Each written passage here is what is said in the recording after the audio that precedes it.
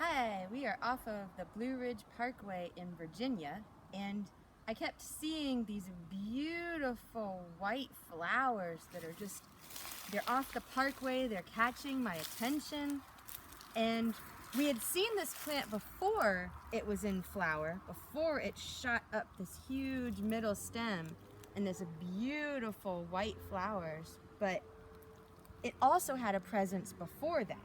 And Gumby said, I think it's black cohosh, and I think it's also black cohosh. So this is kind of a little grove of it, and it's just so majestic. I'm not sure if you can pick that up, but the leaves of it are just, it looks kind of like, to me, like a queen. It looks like there's this beautiful dress that she has on, and she's got her throne of flowers on her. The leaves themselves are said to be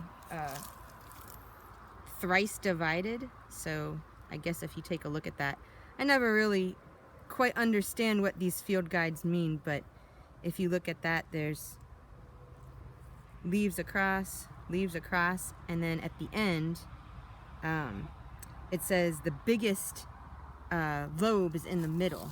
So if you take a look at that, you can kind of see it better. Biggest lobe in the middle, where's that? Oh, I see. And black cohosh is not an edible. It is a medicinal. From what I understand, most of the medicine is in its root. And so what that means, of course, is if you are wanting to get the medicine from black cohosh, you have to kill it. You have to dig it up. And maybe there's some wild tending methods that are better than others, but I would just like to say that if there are any ways to use the medicine within the leaves, that might be a little bit more sustainable, because this plant is known to work really well for women's problems in particular. So if you see black cohosh in the store, it's often for like hot flashes, for problems that are associated with menopause. It can also help with depression. I was told on a plant walk that black cohosh is kind of like lifting the black cloud away from you. It gets things moving. It can also help with, I've heard, it can help with hypoglycemia, as well as osteoarthritis and other forms of inflammation in the body. I have not used it myself, but I just wanted to share what this beautiful plant is that we were seeing all over the place. And I just love how beautiful that is.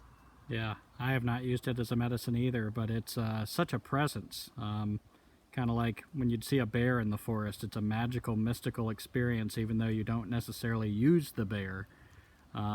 Likewise, black cohosh. It's just a really cool thing to know what you're looking at. And as Teresa said, I've always known it to be supposedly particularly helpful for women, a very feminine plant. Yeah. And to me, like I said, it looks like the queen of the forest.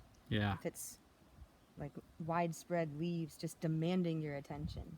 Yeah, and we're in the middle of a tribe of it right here.